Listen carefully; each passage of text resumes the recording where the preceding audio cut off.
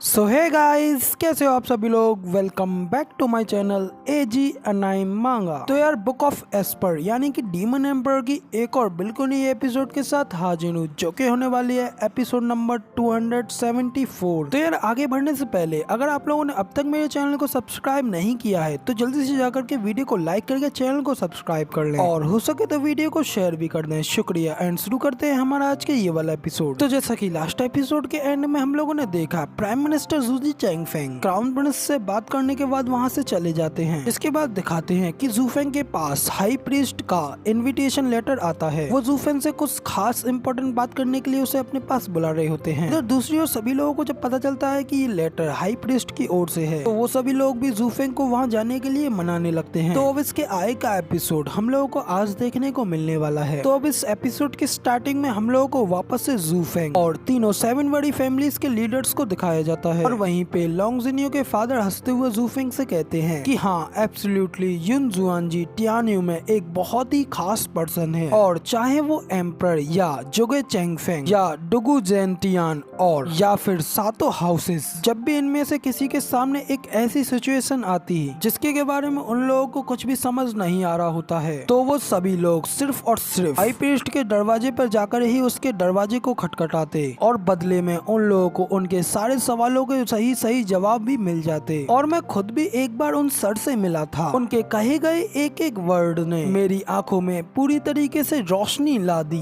लॉन्गजिनियो के फादर की ये बात सुनकर के जूफेंग भी अपने मन में कहता है कि क्या ये सिर्फ और सिर्फ एक मक्कार नहीं है जो कि झूठी अफवाहों के साथ सभी लोगों को धोखा देता है। जैसा कि कहा जाता है कि केओस ही हीरोज को नया जन्म देती है, जबकि पीस यानी कि शांति रहस्यवादियों को मार डालती है। जूफेंग आगे कहता है कि ये दुनिया बिल्कुल पूरी तरीके से परफेक्ट, पीसफुल एंड सेफ है, मगर लेकिन आपके अचानक यूं इस तरीके से चीखने चिल्लाने की वजह से ये दुनिया पूरी तरीके से केओस में चली जाएगी। और क्या सिंहासन की ये होड़ इस पूरे एम्पायर को हिला नहीं देगी। इसीलिए ये चीज तो क्लियरली इंपीरियल फैमिली के रूल्सों का उल्लंघन करना है, लेकिन फिर भी एम्पायर ने इस चीज का एक बार भी पता नहीं लगाया, बल्कि यहाँ तक कि 1000 साल तक के लिए इस चीज को बंद करके रखा। और सच में ये चीज तो चकरा देने वाले पागलपन से भी काफी ज्यादा अधिक है। तो अब ये सब सोच लेने के बाद जूफेंग आगे सभी लोगों से कहता है कि एक ऐसा मिस्टिक पर्सन जिसके के केवल वर्ड्स ही पूरे नेशन को शेप देते हैं, यहाँ तक कि 7 बड़े हाउसेस को भी, और बल्कि शायद वो अपने वर्ड्सों के साथ ही पूरे के पूरे नेशन को एक ही बार में हिला करके भी रख सकता है। तो फिर आखिरकार एम्पर एक ऐसे पर्सन को इतनी आसानी से जिंदा कैसे रख सकते हैं। इधर दूसरी ओर जूफेंग की ये बात सुन करके जीटियांगशेन के फादर भी हंसते हुए कहते हैं कि स्टीवर्ट जू, वाकई में आप इसके बारे में बिल्कुल भी नहीं जानते कि युन क्लैन कभी भी एक सीधे और नैरो रास्ते पर नहीं चला। युन क्लैन तो सभी लोगों को अपने मेहमानों के रूप में मानता है, लेकिन फिर भी किसी को भी अपना फेवरेट बना करके नहीं रखता, और यहाँ तक कि ये कभी भी खुद को कोर्ट के मामलों में खुद को बिल्कुल भी शामिल नहीं करता है, और ना ही कभी भी किसी भी तरीके से अपनी सीमाओं को पार नहीं करता है। और किसी भी दूसरे मिस्टिक पर्सन के विपरीत युन क्लैन के एंसेस्टर एक महान टीचर्स हैं, और इनकी वर्क ऑफ लाइफ बिल्कुल ही न्यूमरस है, और साथ ही हेवन को चेंज होते हुए देखने की इनकी विजडम सच में इस दुनिया से बाउंडलेस है। इधर जूफेंग भी जीटियांगशेन के फादर की ये सारी बातें सुन करके हल्की सी स्माइल करते हुए कहता है कि क्या ये बिल्कुल ऐसा नहीं है जैसा कि आपने कहा था, और यहाँ तक कि इस सब के एंड में आपके पास भरोसा करने के लिए केवल आप ही हैं। इधर लॉन्गजिनियो के फादर भी कहते हैं कि ये सब बिल्कुल ऐसा ही है, उसके वर्ड्स आपको आपके रास्ते पर गाइड करते रहेंगे। जहाँ तक सफलता की बात है तो ये केवल सिर्फ और सिर्फ आपके ऊपर ही निर्भर करता है। यही चीज ही तो है जो कि युन क्लैन को बिल्कुल इनक्रेडिबल बनाती है। इधर जूफेंग भी कहता है कि अच्छा, मुझे लगता है कि वो एक हसलर है, क्योंकि इतने बड़े शॉट्स लगाने के लिए निश्चित रूप से उसके पास एक काफी अच्छा कौशल होना चाहिए। इसीलिए अब मैं भी उससे मिलने के लिए काफी ज्यादा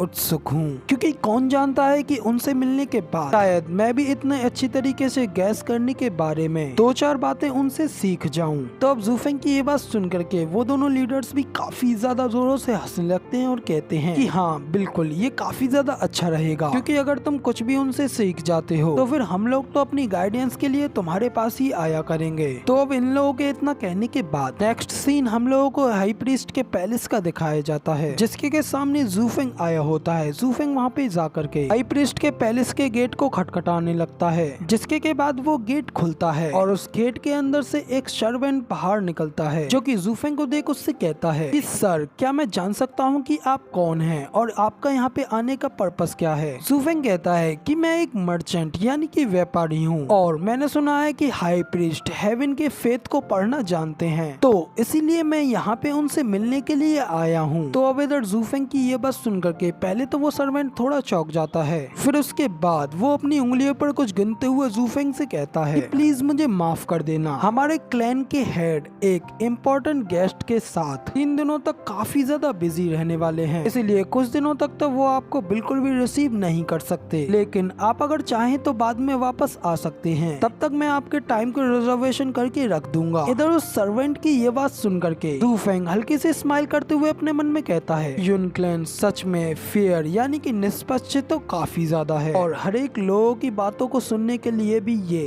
काफी ज्यादा बढ़िया है। यहाँ तक कि उनकी क्लैन का ये एक छोटा सा बच्चा भी काफी ज्यादा पोलाइट और विनम्र है और ये अच्छी तरीके से अपने क्लैन मैन के राइज के लिए काम करता है। युन क्लैन सदगुरु की वकालत करता है, जो कि इसको एक कॉमन मिस्टेक से काफी ज्यादा अलग बनाता है। तो अब इधर जूफेंग ये सब सोच लेने के बाद उस छोटे से लड़के के गाल को पिंच करते हुए हंसते हुए कहता है कि लिटिल गाय, मैं तुम्हें बिल्कुल भी टीज नहीं कर रहा, इनफैक्ट मुझे तो तुम्हारे क्लैन हेड के द्वारा एक इनविटेशन भी रिसीव करा गया है। अब जूफेंग इतना कह करके उस इनविटेशन लेटर को उस छोटे लड़के को दिखाने लगता है, जिसे देख करके वो छोटा लड़का भी जूफेंग के बारे में सब कुछ समझ जाता है। फिर वो जूफेंग को अच्छी तरीके से रेस्पेक्ट देते हुए कहता है, ओ आप तो हेवन के बीच सबसे बेस्ट स्टीवर्ड हैं। सर जुओ, प्लीज मुझे माफ कर देना जो कि मैंने आपको पहले नहीं पहचाना, हमारे क्लैन हेड भी आपके आने का काफी समय से इंतजार कर रहे थे, इसलिए प्लीज उनसे मिलने के लिए आप मुझको फॉलो करते हुए मेरे पीछे आए। इतना कहने के बाद वो छोटा लड़का पैलेस के गेट को खोल करके जूफेंग को अपने साथ अंदर ले जाने लगता है। फिर जूफेंग भी उस जगह को पूरी तरीके से देखते हुए आगे बढ़ रहा होता है। इसके बाद जूफेंग और वो छोटा लड़का चलते हुए एक बड़े से टेम्पल के सामने आते हैं और फिर उस टेम्पल के सामने आकर के वो लड़का जूफेंग से कहता है कि ये हमारी ऑब्जर्वेटरी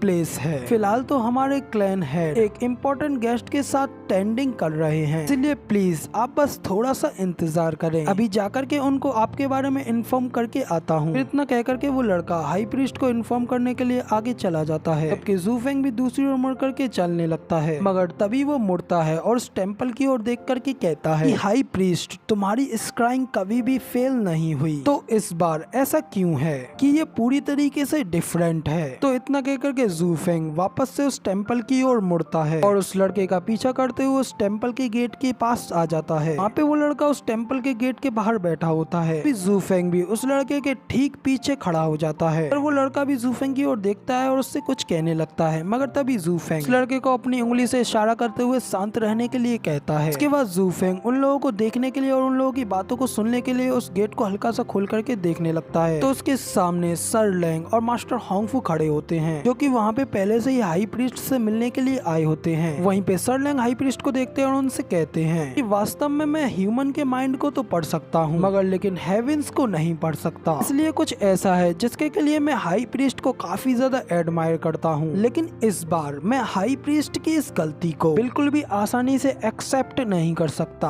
आपने हमें 20 साल पहले ये बताया था कि हमारे एल्डेस्ट यंग मास्टर की फेथ में यहाँ पे इस जगह के ऊपर रूल करना लिखा गया है। आपकी वो बात हम लोगों के लिए एक काफी अच्छा शगुन थी, मगर लेकिन अब ऐसा क्यों हुआ, ये सब ऐसे कैसे बदल गया। तो अब इधर दूसरी ओर सर लैंग की ये सारी बातें सुन करके हाई प्रीस्ट भी सर लैंग से कहते हैं कि वास्तव में तुम्हारे एल्डेस्ट यंग मास्टर के पास एक रेयर अर्थ ड्रैगन का स्वभाव था, उसे बस 3 ट्रिबुलेशन यानी कि कलेशों को पार करने की जरूरत थी। अगर वो ऐसा करने में कामयाब हो जाता तो सच में उसका फ्यूचर बिल्कुल लिमिटलेस हो जाता। फिर मास्टर होंगफू भी हाई प्रीस्ट की ये बात सुन करके उनसे कहते हैं कि आखिर किस तरीके की और कौन सी ट्रिबुलेशंस। हाई प्रीस्ट कहते हैं कि ये तीनों हेवेंस की प्लानिंग के हिस्से थे, जिनके के बारे में मैं बात करने की बिल्कुल भी हिम्मत नहीं कर सकता, लेकिन अब जब वो चीज पूरी तरीके से हो गई है तो अब ये बात मेरे ऊपर बिल्कुल भी लागू नहीं होती है। इसलिए अब मैं तुम्हें उसके बारे में बताता हूँ कि ये हेवेंस की इच्छा थी कि ये पिता और पुत्र और पाप की बात है। ये सुन सर लैंग कहते हैं कि आखिर इन तीनों में से जूफेंग कौन है। हाई प्रीस्ट कहते हैं कि इनमें से कोई भी नहीं। तो हाई प्रीस्ट की ये बात सुन करके कि ज़ू फेंग इन तीनों में से कोई भी नहीं है, ये सुनकर के मास्टर होंगफू हाई प्रीस्ट के ऊपर चिल्लाते हुए कहते हैं कि तो फिर आपने केवल 3 लोगों के बारे में क्यों कहा है? क्या वो क्लियरली 4 लोग नहीं हैं? यहाँ तक कि चौथा तो वो है जिसने की उसकी जान भी ले ली। हाई प्रीस्ट कहते हैं कि स्वर्ग यानी कि हेवन कभी भी चेंज हो सकता है, हालांकि उसके कुछ मूवमेंट्स का पता लगाया जा सकता है और एक इंसान के पास चॉइस करने के लिए 3000 रास्ते होते हैं, लेकिन फिर भी उसके अलावा उसकी लाइफ अनगिनत मोड़ ले सकती है। अगर लेकिन आपके प्यारे बेटे की मौत सच में एक काफी बड़ी दुर्घटना है। इधर जैसा कि दूसरी ओर पीछे खड़ा ज़ू फेंग उन लोगों की ये सारी बातें सुन रहा होता है, तो अब इधर ज़ू फेंग भी उन लोगों की इंटरेस्टली ये सारी बातें सुन करके अपने मन में कह रहा होता है, सच में वास्तव में हाई प्रीस्ट एक हसलर है, क्योंकि शायद आखिर किसके पास में इतनी ज्यादा हिम्मत होगी जो कि होंगफू किंगटियान जैसे एक ऐसे एक्सपर्ट की मौत के बारे में एक बेवकूफी ऐसा कह सकेगा। मगर लेकिन ऐसा कह करके क्या वो अपना ही नाम खराब करने की कोशिश कर रहे हैं? तो अब गाइस ज़ू फेंग के अब इतना कहने के साथ ही हमारा ये वाला एपिसोड यहाँ पे पूरी तरीके से कंप्लीट हो जाता है। तो इसका नेक्स्ट एपिसोड अब आप लोगों को कल देखने को मिलेगा। फिलहाल के लिए वीडियो पसंद आई हो तो यार एक लाइक कर देना, साथ ही कमेंट में बताना कि आपको हमारा ये वाला वीडियो का एक्सप्लेनेशन कैसा लगा। और इसके नेक्स्ट आने वाले एपिसोड को देखने के लिए इस चैनल और दूसरे चैनल दोनों को सब्सक्राइब करना बिल्कुल भी मत भूलना। तो अब इसके बाद मैं मिलता हूँ इसकी नेक्स्ट एपिसोड में, तब तक के लिए टाटा बाय बाय, फिर मिलते हैं।